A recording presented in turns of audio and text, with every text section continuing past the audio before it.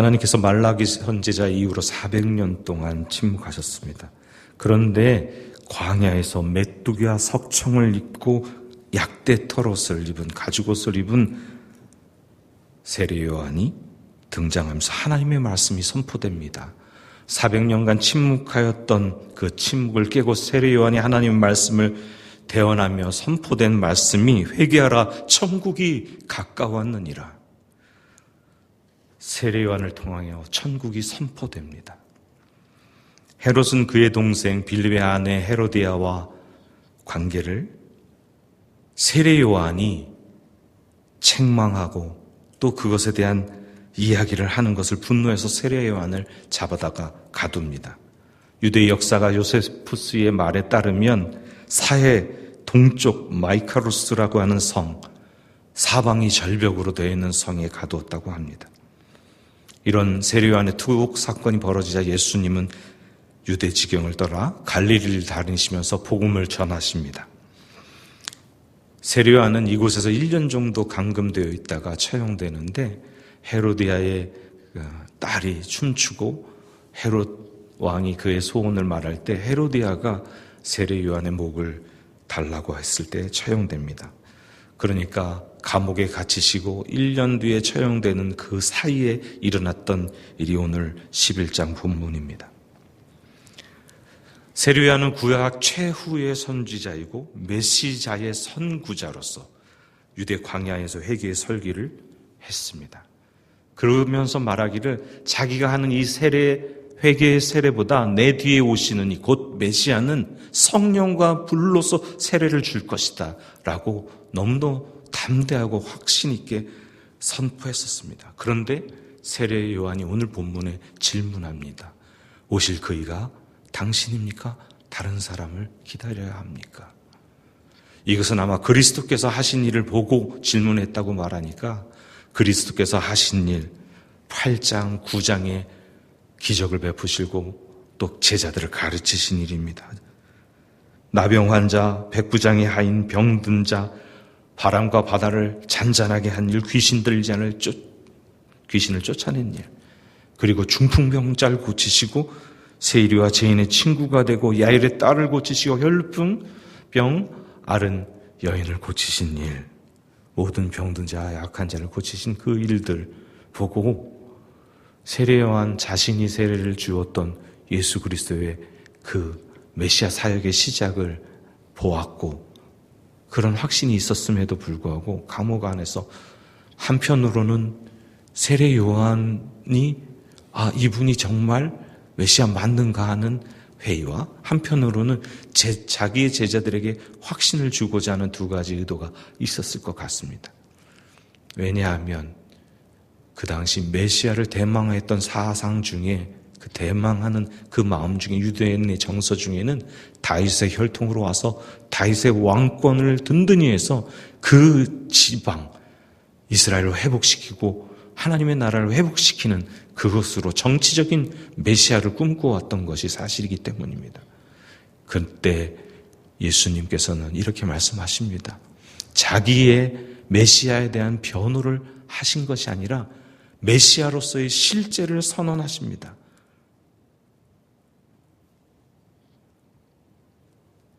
안진뱅이가 일어나고 저는 자가 걷고 눈먼 자가 눈을 뜨고 말 못하는 자가 말하고 죽은 자가 살아나는 것, 이 6가지의 표적은 이사야가 메시아의 출현을 예언할 때 제시된 내용입니다. 곧 예언대로 자신이 그 일들을 행하고 있다는 것이죠.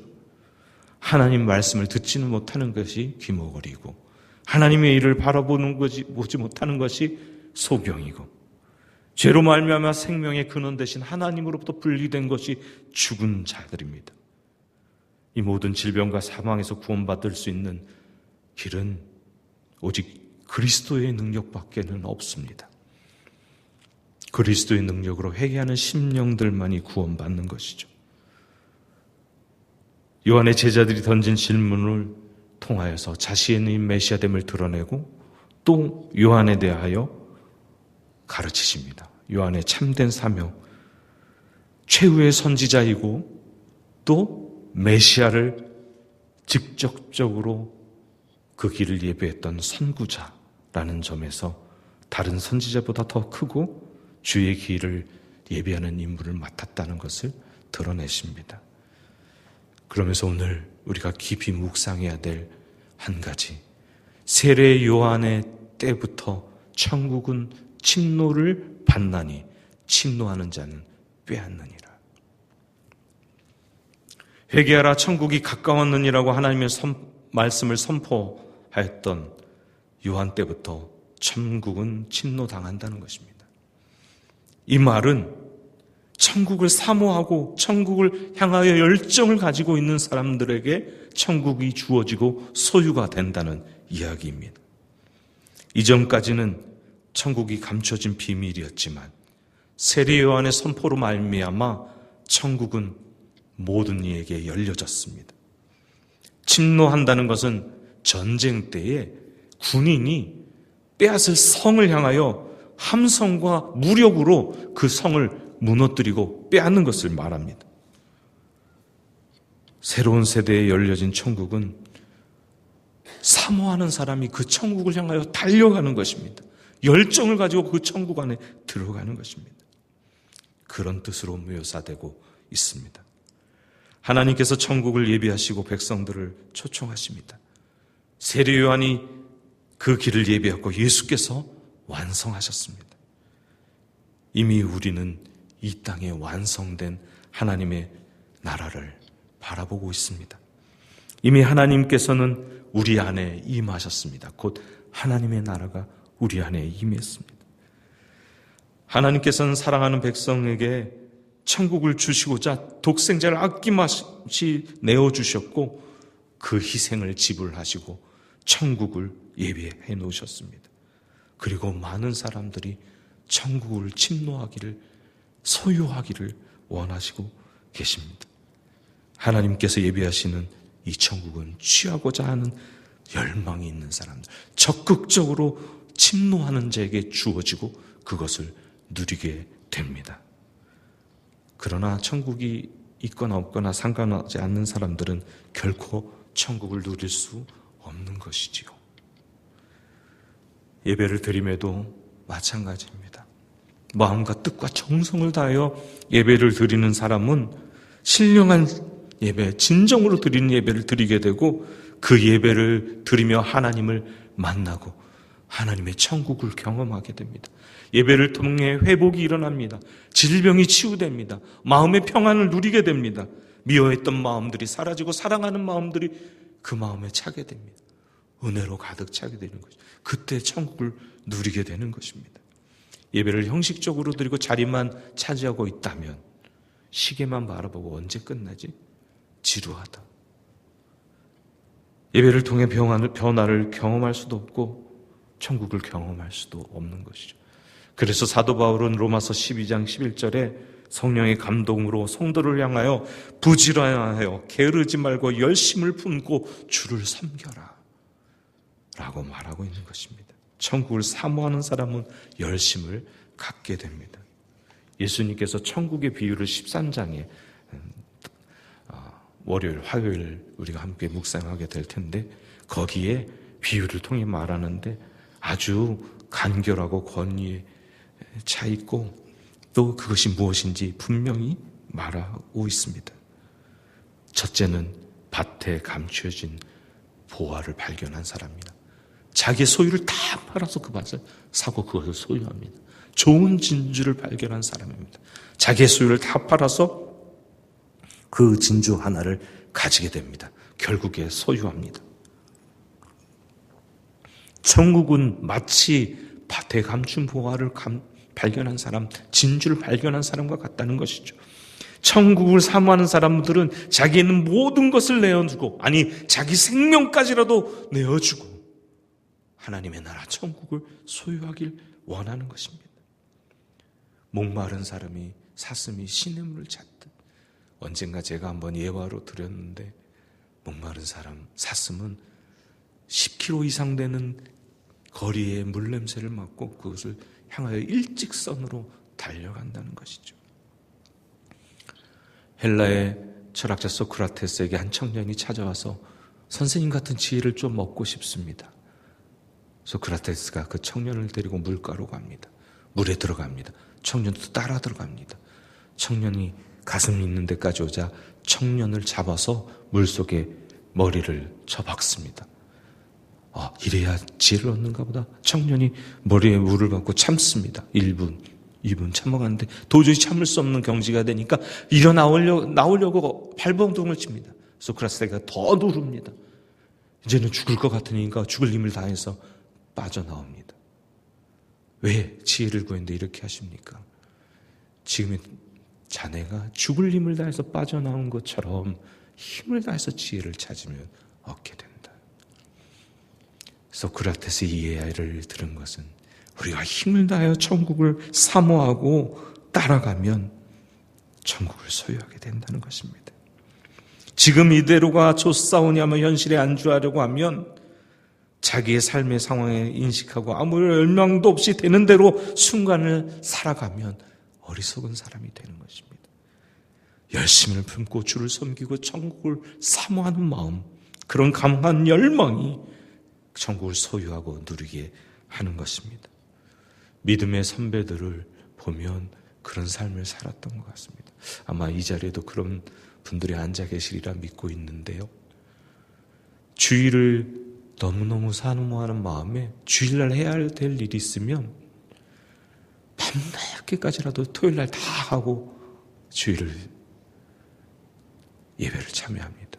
주일에 꼭 가야 할 결혼식이 있으면 그 천국 같은 예배를 포기하기 싫어서 토요일날 미리 평소보다 더 많은 축의금을 들고 가서 그 축하를 하고 미안하다고 말하고 예배를 참석합니다. 주일날 늦게까지 일하면 예배 시간에 졸까봐 토요일날 미리 일찍 잠자리에 들어서 충분히 자고 예배에 참여합니다. 좋은 옷, 제일 귀한 옷, 제일 하나님 앞에 나아갈 때에 하나님 보시기에 좋다고 생각하는 옷을 미리 준비하고 그 옷을 입고 갑니다. 여러분, 율법적인 주일 성수를 말하는 게 아닙니다. 주님을 깊이 만나는 천국을 사모하는 마음으로 그 마음가짐이 어땠는가를 말하는 것입니다. 하나님은 이 마음을 보십니다. 그 사람들에게 천국을 허락하십니다. 천국은 침노하는 자가 차지하게 될 것입니다. 천국을 침노하듯이 구하지 않으면 오히려 사탄이 그것을 빼앗아갑니다. 못 가게 만듭니다. 하나님의 자녀가 누려야 할 천국을 누리지 못하게 사탄은 방해하는 것이죠. 천국을 침노하는 것은 적극적인 신앙을 가지고 하나님께 나아갈 때 하나님께서 누리게 하시고 하나님께서 누리게 하시는 그 방법대로 살아갈 때 천국을 누리게 되는 것입니다. 사랑하는 성도 여러분, 세상에서 내가 무엇인가 받아야 될 돈이 있다면 그것을 다른 사람이 네가 받아라 이렇게 하는 사람이 있습니까? 혹시라도 누가 가로채려고 하면 절대로 가로채지 못하도록 자신이 단돌이 하면서 받을 것입니다. 이 땅의 물질보다 더 귀한 것이 천국이고 하나님인데 사탄이 삼킬 자를 울며 다니며 굶주려서 삼키채를 찾는 것처럼 우리를 방해하고 빼앗으려고 하는데 빼앗기고 싶으십니까? 하나님의 자녀라고 불려지는 우리 그리스도인들은 모든 삶의 분야에서 이런 마음을 가지고 살아야 합니다. 상황에 지배되는 것이 아니라 믿음으로 상황을 지배하며 사는 것입니다. 감정을 따라 사는 것이 아니라 하나님이 기뻐하시는 뜻을 따라 사는 것입니다. 그러니까 말씀대로 살려고 노력하게 되는 것이죠. 나의 판단력을 의존하여 사는 것이 아니라 하나님을 신뢰하며 살아가는 것입니다. 그것이 지혜롭게 사는 것입니다. 지혜는 그 행한 일을 인하여 인정을 받게 되는 것입니다.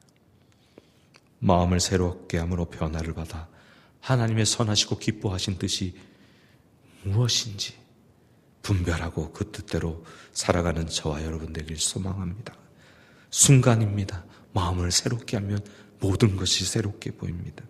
하나님이 허락하신 그 천국을, 천국의 열쇠를 부여받은 베드로처럼 믿음으로 천국을 침노하는 삶을 사시고 누리시는 한 분 한 분 되시기를 주님의 이름으로 축원드립니다.